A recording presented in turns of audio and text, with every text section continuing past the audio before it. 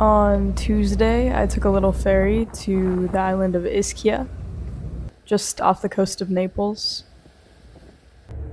And this is my fall break week, so I wanted to go somewhere a little different. Unfortunately, this was the weather forecast for the 3 days that I was there.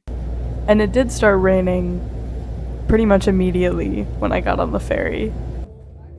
But I was excited, and I just wanted to explore this new place. And that's what I did.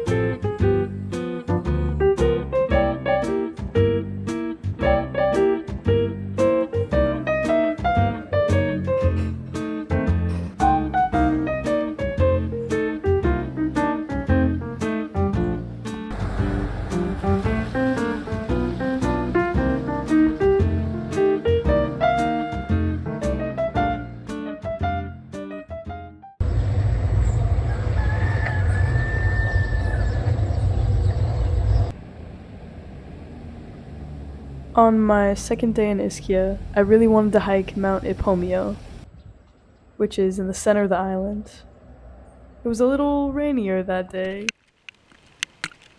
I wasn't exactly expecting just how much it would end up raining on top of that mountain.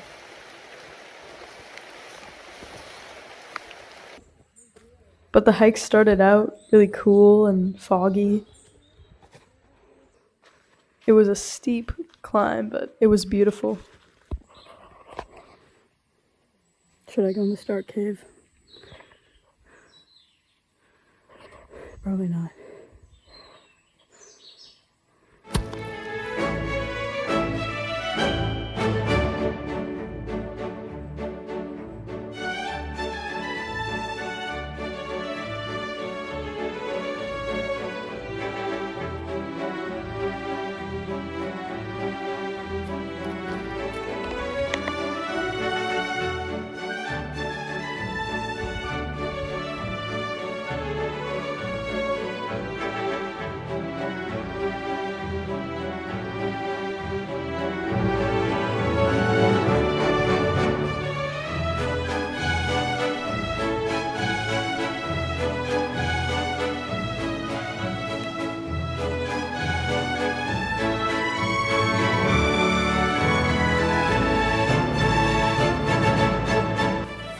So it just rained really hard, but I'm almost to the peak.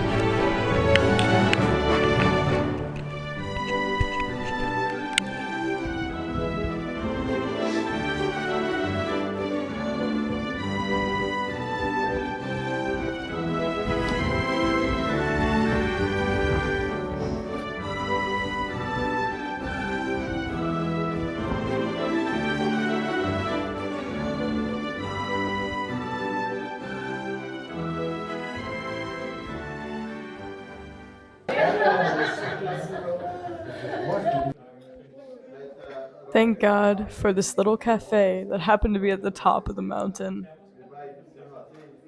I got some tea to warm up, and then I did a bunch of jumping jacks before I hiked back down.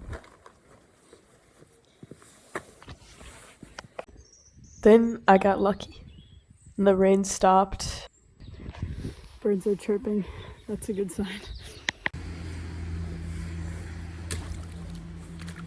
So I went to go explore these beautiful hot springs right on the coast. The hot springs are formed because water is heated by a geothermal source from inside the volcanic island. And the Greeks that first came to this island used to call it the lion's breath because it looks like steam coming out of these vents near the coast. The cold seawater combined with the hot water coming from these hydrothermal vents creates this almost sauna like spot. There was a little cave where you could feel the heat from the rocks under your feet. And it felt so good to then dip into the sea, cool off a little bit.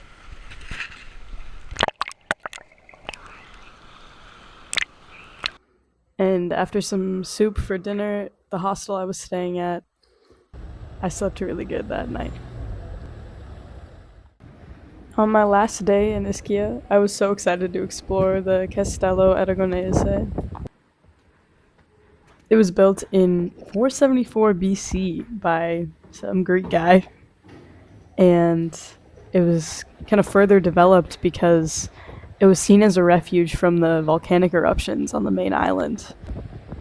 There was this long bridge to get out to the castle, and I was one of the only people touring it at first because it was a Thursday and cold and rainy.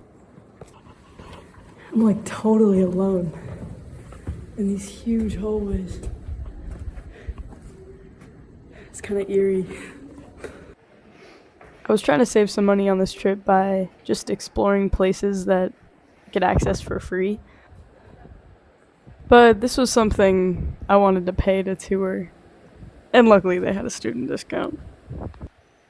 Being able to learn about the history of Ischia within the ancient walls of its castles meant so much more, and I learned so much more than maybe just reading it in a textbook, learning dates and names. I also learned that I would never make it living in a castle because I got lost so many times. I just got lost like 4 times. I feel like I'm gonna get back and it's gonna be like the year 2070 and like an hour passed for me and 10 years passed in the real world. Eventually I found their cafe and got an amazing bruschetta. And I sat there eating lunch before I had to go, and I thought about how fulfilled I felt just with a few days in Ischia. I met some really cool people. I met people that inspired me to keep working on my Italian. I met people that inspired me to travel on my own more. And I felt really immersed in the land and the place. And I felt really lucky that I had that possibility. I mean, the whole time I was there, I just put on some hiking boots and I went to explore a new place, and it was something I was maybe a little bit scared to do, but something that really felt fulfilling. And I think that doing trips like this taught me not only about Ischia and the world around me, but about myself too. I think traveling alone, you have to be with yourself. And I think in turn I'm not just grateful for the world around me, for Ischia, but grateful for myself too.